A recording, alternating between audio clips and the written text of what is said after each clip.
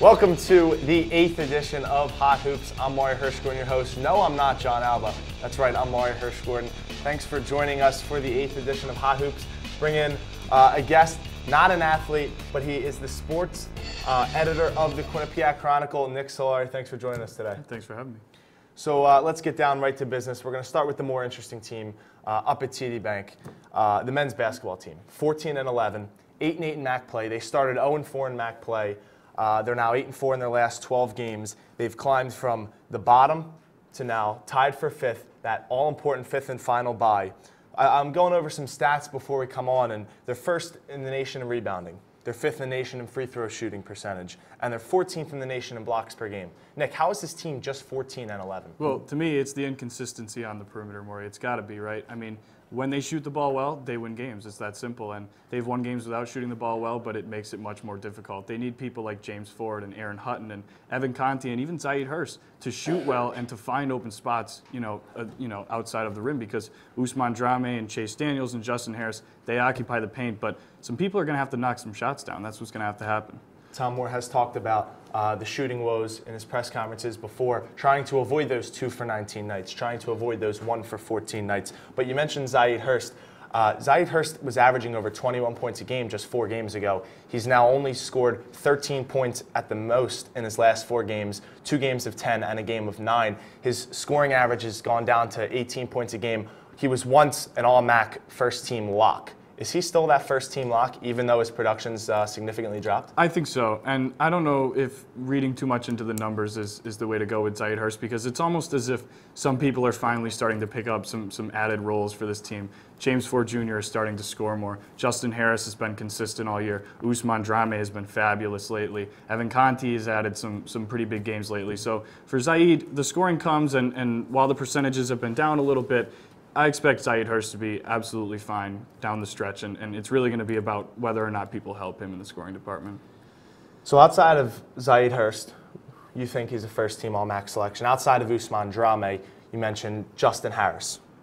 He played 25 games total since 2012, 12 and 13 in the last 2 years, respectively. He's played in 25 games this year. He's upped his points per game from 1.8 to 7.8. Excuse me, six points greater from his junior season to his senior season.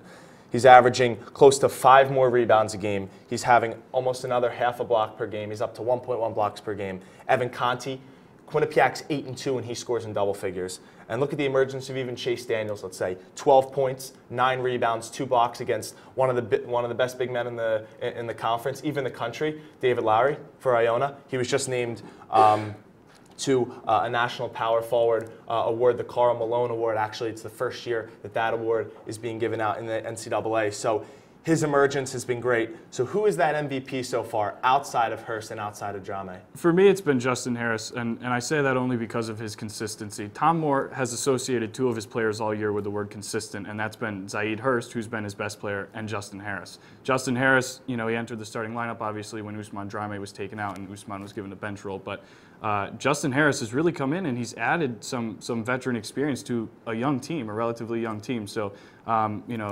Justin has been in the system before. He understands what he has to do. He understands his role, and he's only getting better.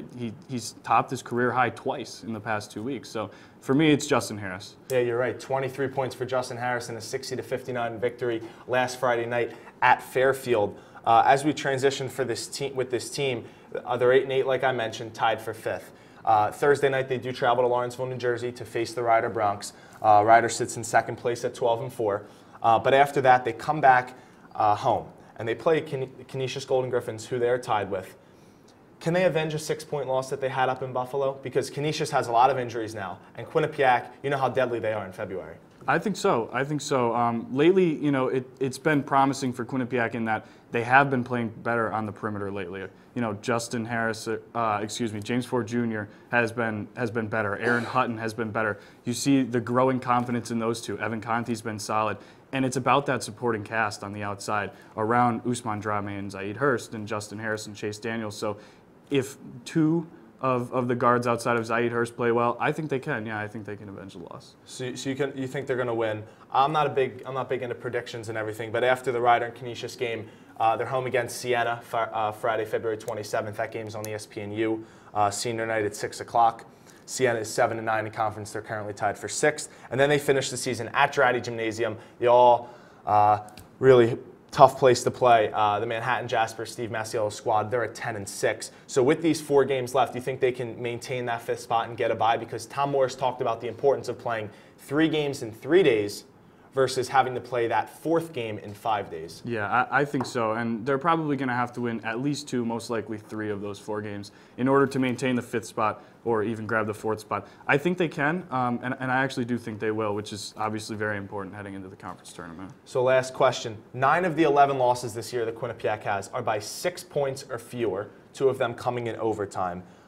Down the stretch, close games, playoff games, crucial playoff implication games with these last 4 on the regular season schedule, do you think they can overcome their late game struggles and find some wins? I think so. It's, they have to rely a lot on Zayed Hurst and Usman Drame at the end of these games, right? You're going to see at the end of the game when they're looking for an easy bucket that they're going to go down to Usman Drame and they're going to expect something from him. He's got to be tough. He's got to be physical. Zayed Hurst is going to have to make some big shots, and I think it's all going to depend on what those 2 can do. You spark my mind. One last quick one about the men's team. There's only so much a coach can do before you prep a team to go into the playoffs, before you go down the stretch. You look at the Iona game, Evan Conti brings the ball up the court. The team doesn't have timeouts.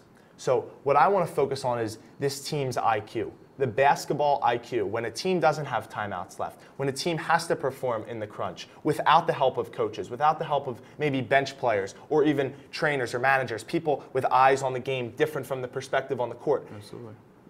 It's crucial. Yes, you need luck to win, but does this team even have the IQ? Yes, they're senior laden. Harris, Conti, Drame, Hurst. But is this team's IQ good enough to get to the NCAA tournament? Well, that's exactly why Kasim Chandler doesn't start anymore and why Aaron Hutton is the point guard of this team. Aaron Hutton's basketball IQ is much better than any of Tom Moore's other ball handlers. So I think a lot of that responsibility falls on him, really. Zayed Hurst and Usman Drame and Justin Harris and all of these people can have veteran experience, but they're going to have a point guard who can break a press and who can do things like run an offense under 2 minutes left to play in a tight game. So it's going to fall on Aaron Hutton, and I think he can do that. John Alba, in a prior Hot Hoops episode, sat down with Aaron Hutton after he won MAC Rookie of the Year. You can check that out further on Q30television.com. Let's transfer over now to the women's side. 23-3, Nick. 15-0 in the MAC. Absolutely dominant. 2014 wasn't their year. 2 championship losses. 70-66 defeat, crushing defeat against the Marist Red Foxes in the MAC championship game last March. And then this December, right before the new year, in Philadelphia, they played in the Hawks Classic at St. Joseph's University, a member of the Atlantic 10. 71-65 loss to Florida Gulf Coast. Florida Gulf Coast is currently ranked in the top 25 in the Associated Press. Is 2015 going to be different for this team? It could be, and they're so deep, and that's one reason why. You look at Val Driscoll, Samantha Guastella, all of these people in their starting lineup that have experience at such a high level and have played at such a high level, and then you look at the way the bench has performed lately and some of the newcomers, and it could be finally the year where they grab that win. Well, if it's going to be that year, I think it's going to start with Boo Abshire. I think we can both agree on that one. The starting point guard for the Bobcats has started every single game in her career. She's the Cal Ripken Jr. of Quinnipiac basketball. 32 games as a freshman, 33 games as a sophomore, 34 games as a junior, now 26 thus far in her senior year, barring any injury. Let's knock on wood here somewhere.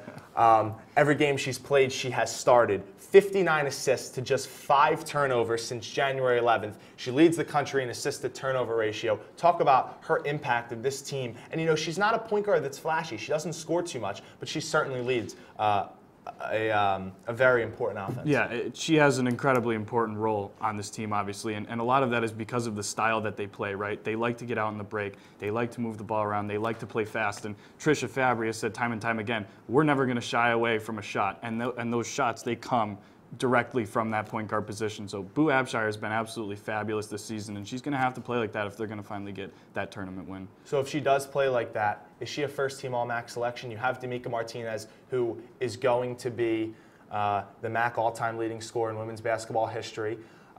Joy Adams. maybe even Madeline Blaze. There might only be 1 or 2, maybe even 3 spots. Is Boo Abshire good enough for a first-team All-MAC? I think she is. I don't know if she'll get it, though. You know, it depends on how much people look into those stats and the assist-to-turnover numbers and things like that. But you know, regardless of whether she's first-team All-MAC, there's no question that her role on this team is absolutely super important for Quinnipiac. One other player, Jasmine Martin, averaged 15 points last year per game. She's only at 11.1 points per game this year. She hit an enormous shot against Canisius on Sunday afternoon, about a 27, 28-footer with just seconds remaining to force the game into overtime. Is that shot going to be the switch? Is that going to light a spark and give her the confidence to play at a 15 points per game level for this team down the stretch in the playoffs and maybe in the NCAA tournament? Yeah, I think it could be, and we know she's not going to shy away from a shot at the end of the game, right, Morey? I mean, she's been good for Quinnipiac this year, but she can be better. She can be more consistent, and that's going to be very important. I think that this might be finally, you know, the stretch of the season where you start to see the best of her. Big-time players make big-time shots. One last question. Is this team an NCAA tournament team, which I think we both agree is? Are they going to win an NCAA tournament game? And if so, does Trisha Fabry maybe look at a Big East job, an ACC job, and leave the MAC? Well, to answer the first part of your question, I think that they can win a tournament game, and I think that the difference this year is their height with Val Driscoll and Samantha Guastella. They're so good in the paint. I don't know if Trisha Fabry leaves. If that happens, I won't speculate on that. But I do think that they can win a tournament game this year, Morey. Nick Solari thinks the Quinnipiac women's basketball team is going to win a game in the NCAA tournament. I certainly think they're good enough to make a Sweet 16 run. Definitely a sleeper. You can check them out Thursday morning in their last home game against St. Peter's up at Lender Court at the TD Bank Sports Center. That game tips off at 11 a.m. It's Kids Day Out. I've heard there's over 2,900 kids coming from local areas. As for the men's team, you can check them out this upcoming Saturday against Canisius at 1 p.m. and Friday, February 27th on ESPNU, like I mentioned, against the Siena Saints. That all-important game last year, Umar Shannon got hurt and paid dividends in the playoffs. Let's see if this game can count for the Bobcats. Nick, thanks for coming on the show. You can check out Nick Solari, who is the sports editor of the Quinnipiac Chronicle, on Twitter at Solari_Nick. And you can keep up with all the updates with the Chronicle Sports at QU Chron Sports. And you can check out my Twitter, whatever I have to say, at Mahirsch, MAHHERSH. For Q30 Sports, I'm Morey Hershgordon. Nick Solari, we're signing off. Have a good night.